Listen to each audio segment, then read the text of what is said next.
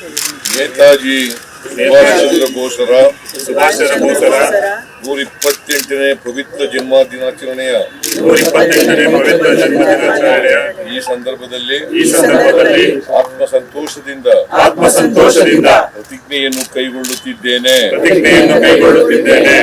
ದೇಶ ಗೌರವ ನೇತಾಜಿ ಸುಭಾಷ್ ಚಂದ್ರ ಬೋಸರ ಕನಸುಗಳನ್ನು ನನಸಾಗಿ ಮಾಡಲು ನನಗೆ ಎಷ್ಟೇ ಶ್ರಮವಾದರೂ ನಾನು ನಿಸ್ವಾರ್ಥ ಸೇವೆ ಸಲ್ಲಿಸಲು ಬದ್ಧನಾಗಿರುತ್ತೇನೆ. ಸುಭಾಷರ ಆದರ್ಶ ತತ್ವ ಧ್ಯೇಯಗಳನ್ನು ತಿಳಿಯುವಲ್ಲಿ ಹಾಗೂ ಅನುಸರಿಸುವಲ್ಲಿ ಆಸಕ್ತನಾಗಿರುತ್ತೇನೆ. ಸ್ವತಂತ್ರ ಭಾರತದ ಅಂದಿನ ಕಲ್ಪನೆಗೆ ಸರಿಸಾಟಿಯಾದ ಭಾರತ ನಿರ್ಮಾಣಕ್ಕೆ ಪೂರಕವಾದ ಕೆಲಸಗಳಲ್ಲಿ ತೊಡಗುತ್ತೇನೆ.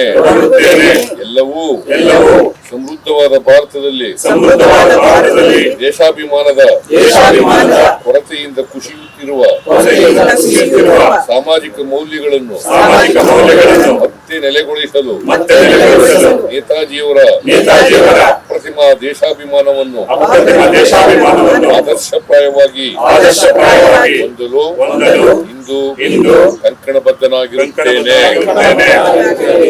ಜೈ ಹಿಂದ್, ಜೈ ಕರ್ನಾಟಕ.